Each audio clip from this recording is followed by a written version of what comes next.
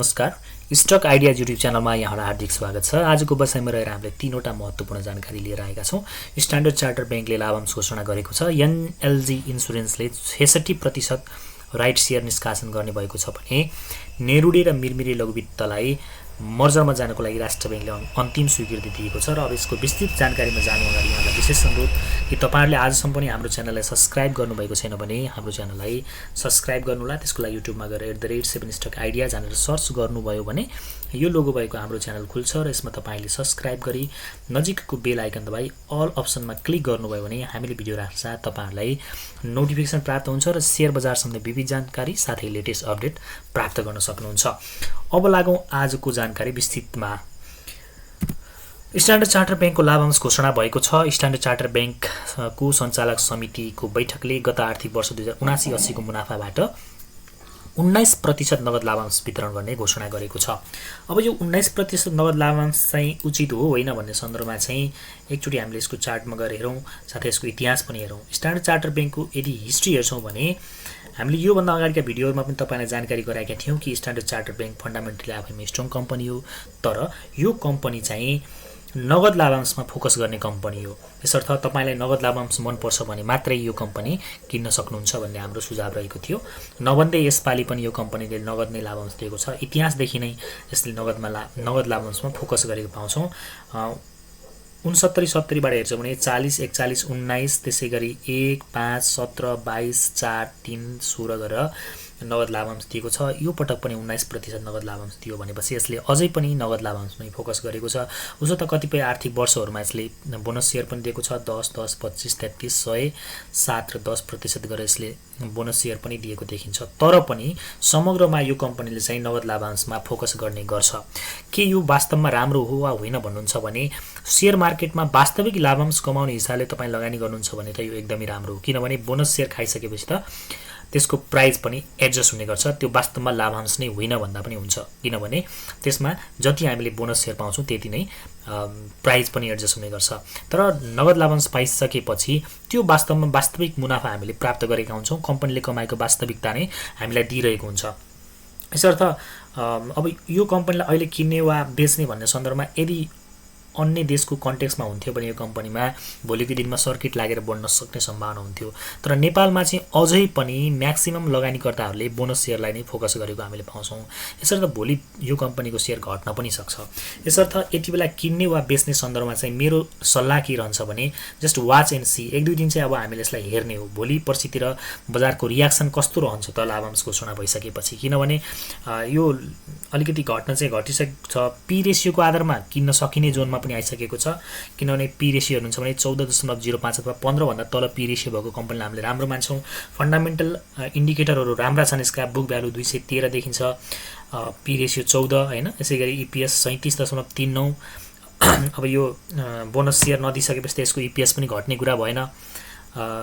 त्यो हिसाबमा चाहिँ अब यसको चाहिँ जुन फन्डामेन्टल अवस्था छ, यदि बोनस सेयर दिन्थ्यो भने चाहिँ सप्लाई बढ्न जान्थ्यो हैन, नम्बर अफ सेयर बढ्न जान्थ्यो र चाहिँ यसको फन्डामेन्टल अवस्थामा अलिकति तलमाथि हुन्थ्यो। त्यो हिसाबमा चाहिँ यसको फन्डामेन्टल अवस्थामा पनि अब पनि केही पनि असर चाहिँ हुँदैन। र 52 हप्तामा तपाईँले हेर्नुहुन्छ भने 582 सम्म पुगेको थियो भने तल झर्दा 392 सम्म चाहिँ झरेको देखिन्छ।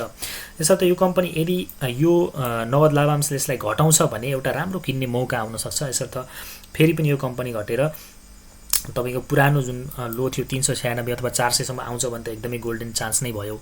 अन्यथा 500 मुनिबाट चाहिँ थोरै थोरै गर्दै किन्दै राख्दाखेरि चाहिँ यो कम्पनीमा फ्युचरमा राम्रै हुन्छ र हरेक वर्ष यसले नगद लाभांश दिन सक्ने क्षमता राख्छ आजसम्मको फन्डामेन्टल अवस्था हेर्ने हो भने है त। त्यसैगरी दोस्रो जानकारी रहेको छ एनएलजी इन्सुरेन्सले 66% राइट सेयर निष्कासन गर्ने। एनएलजी इन्सुरेन्सले 66% हकप्रत सेयर जारी गर्ने भएको छ। कम्पनीले धितोपत्र बोर्डमा हाल कायम चुक्ता पुँजी 1,45,92 लाख रुपैयाँको 66% हकप्रत सेयर जारी गर्न अनुमति माग्दै आवेदन दिएको हो।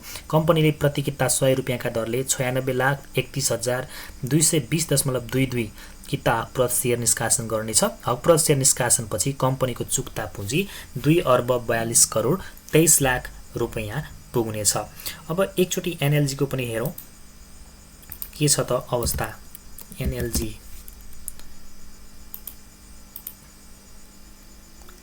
एनएलजी इन्सुरेन्स कम्पनी हेर्नुहुन्छ भने अहिले बजारमा 725 रुपियाँमा कारोबार भइरहेको कम्पनी हो।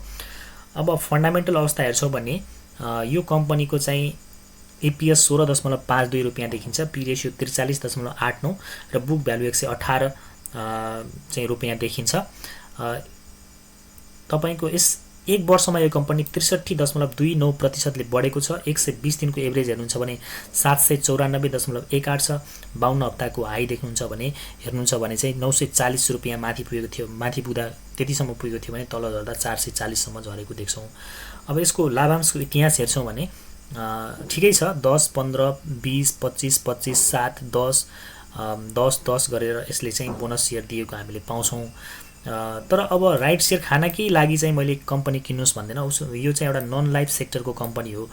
राइट सेयर आउँदैछ भनेर चाहिँ हामीले अब बजारमा चाहिँ किन्ने समय चाहिँ अब छ जस्तो मलाई लाग्दैन, किनभने राइट सेयर पछि नै अहिले कम्पनीको चाहिँ बजारमा मूल्य चाहिँ एकदमै घटेको हामीले पाउँछौँ। त्यसर्थ पनि राइट सेयर खानको लागि यो कम्पनी किन्नको पछाडि चाहिँ हामी लाग्नुहुन्छ जस्तो चाहिँ मलाई लाग्दैन। अहिलेको मूल्यमा चाहिँ अब राइट सेयर आउँदैछ। अब 500, 550, 600 को रेन्जमा फेरि राम्रो नन लाइफ इन्सुरेन्स पनि छ। यसको 725 भनेपछि यसले जति राइट सेयर निकाल्दैछ त्यति नै हिसाबले डिजर्भ गर्ने हिसाबले चाहिँ यो कम्पनीको पहिले नै मूल्य बढेर बसेको चाहिँ मैले पाउँछु है त। किनभने 440 मा आएको यो कम्पनी अहिले 725 मा छ भनेपछि तपाईँ आफै पनि सहज अनुमान गर्न सक्नुहुन्छ कि यसको राइट सेयर आउँदैछ भनेर नै मान्छेहरूले चाहिँ यो कम्पनी होल्ड गरेका छन् र कम्पनीको मूल्य खासै घट्न सकेको छैन। उसो त 900 बाट 725 त्यो हिसाबमा घटेको पनि देखिन्छ, तर तलबाट हेर्छौँ भने निकै धेरै बढेको थियो। यसर्थ पनि किन्नको लागि त मेरो सुझाव रहँदैन। आफूसँग छ भने होल्ड गरेर राइट सेयर खान सक्नुहुन्छ, अथवा राइट सेयरको न्युजले यदि यो कम्पनी फेरि बढेर माथि जान्छ भने छ भने तपाईँ सेल गर्न सक्नुहुन्छ। किन्नको लागि चाहिँ कमसेकम पनि 600 तिरको जुन लेभलमा छ यो पुरानो सपोर्ट त्यतातिर किन्दाखेरि चाहिँ बल्ल ठिक होला जस्तो मलाई लाग्छ। उसो त यो मेरो नितान्त चाहिँ व्यक्तिगत धारणा हो है त। र तेस्रो जानकारी रहेको छ नेरुडे र मिरमिरे लघुवित्तलाई मर्जरमा जान राष्ट्र बैंकले स्वीकृति दिएको छ। नेरुडे र मिरमिरे लघुवित्त वित्तीय संस्थाबीच 1:1 अर्थात् 1:1 सेयर स्वाप रेसियोमा मर्जरमा जाने प्रारम्भिक सम्झौता भएको थियो भने सोको लागि नेपाल राष्ट्र बैंकले अन्तिम स्वीकृति दिएको छ। मर्जर पश्चात कम्पनीको नाम नेरुडे मिरमिरे लघुवित्त वित्तीय संस्था लिमिटेड रहनेछ। यसरी एनएलबीबीएल र एमएमएफडीबी को मर्ज हुने भएको छ 1:1 को चाहिँ स्वाप रेसियोमा। अब हेरौँ यिनीहरूको बजारमा मूल्य के छ, हामीले के गर्न सक्छौँ त, यसबाट कसरी हामीले लाभ उठाउन सक्छौँ एकचोटि हेरौँ। यसको बजारमा मूल्य तपाईँले देख्नुहुन्छ नेरुडेको चाहिँ 542 रुपियाँ देख्नुहुन्छ। यो चाहिँ 52 हप्ताको लोको एकदम नजिकमा आएर बसेको छ। 52 हप्तामा 1060 सम्म पुगेको यो कम्पनी अब फन्डामेन्टल अवस्था अलिक कमजोर देखिएको चाहिँ कमजोर भएको माइक्रो फाइनान्समा देखिन्छ, किनभने बुक भ्यालु 175 हुँदाहुँदै पनि इपिएस एकदम कम देखिएको छ। उसो त लाभांशको इतिहास चाहिँ यसको नराम्रो छैन, राम्रो छ। 55, 25, 44, 20, 13, 15, 15, 8, 21, 22 हैन। तर गत आर्थिक वर्ष 79-80 को रिपोर्ट पछि यो कम्पनी एकदमै कमजोर देखिएको छ। अहिले चाहिँ यो मूल्यको आधारमा लगभग डिजर्भ गर्ने खालको चाहिँ मान्न सक्छौँ है त। पहिला जसले माथि किन्नु हो त्यो हिसाबमा चाहिँ अलिकति महँगो हो। अब निरन्तर रूपमा लोअर हाई र लोअर लो बनाउँदै झरेको देखिन्छ यो कम्पनी हैन। फेरि पनि अब यहाँबाट तल जान्छ भने अर्को लोअर लो बनाउन सक्ने सम्भावना देखिन्छ, सपोर्टमा छ। अब यहाँबाट बढ्न सुरु गर्यो भने हामीले बाइ गर्न सक्छौँ। अब मिरमिरे किन्ने हो भने चाहिँ नेरुडे किन्ने एकचोटि त्यो चाहिँ तुलना गर्न मात्रै मैले खोजेको।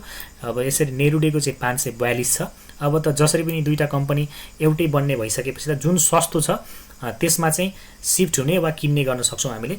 542 नेरुडे छ भने मिरमिरेको मूल्य हेरौँ 579 रुपियाँ भनेपछि यो कम्पनी चाहिँ महँगो छ।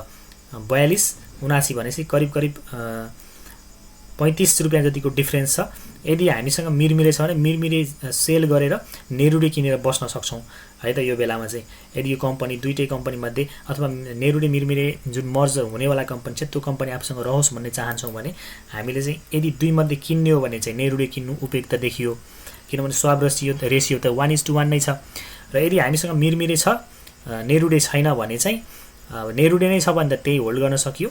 मिरमिरे छ नेरुडे छैन भने भोलिका दिनमा पनि मिरमिरे यही रेन्जमा रहन्छ र नेरुडे त्यही रेन्जमा जुन 542 को रेन्जमा रहन्छ भने यो बेचेर हामीले चाहिँ त्यो कम्पनी किन्न सक्छौँ किनभने 1:1 नै स्वाप रेसियो हामीलाई 30-35 रुपियाँ फाइदा यसै पनि आइरहेको हामीले देखिरहेका छौँ है त। अब यति नै रह्यो आजको बसाइमा। तपाईँलाई आजको बसाइको यो 3वटा जानकारी कस्तो लाग्यो कृपया जस्तो लाग्यो त्यस्तै प्रतिक्रिया दिनुहोला र आगामी दिनमा पनि शेयर बजार सम्बन्धी विविध जानकारी र लेटेस्ट अपडेट तपाईँ थाहा पाइराख्न चाहनुहुन्छ भने हाम्रो च्यानललाई सब्स्क्राइब नगरेको भए सब्स्क्राइब गर्नुहोला र भिडियो हेरिसकेपछि तपाईँलाई लागेको रचनात्मक प्रतिक्रिया गरिदिनुहोला र भिडियोमा एउटा लाइक गरिदिनुहोला भन्दै आजको बसाइबाट बिदा चाहन्छु। यहाँहरूको समय शुभ बितोस्। शुभ समय।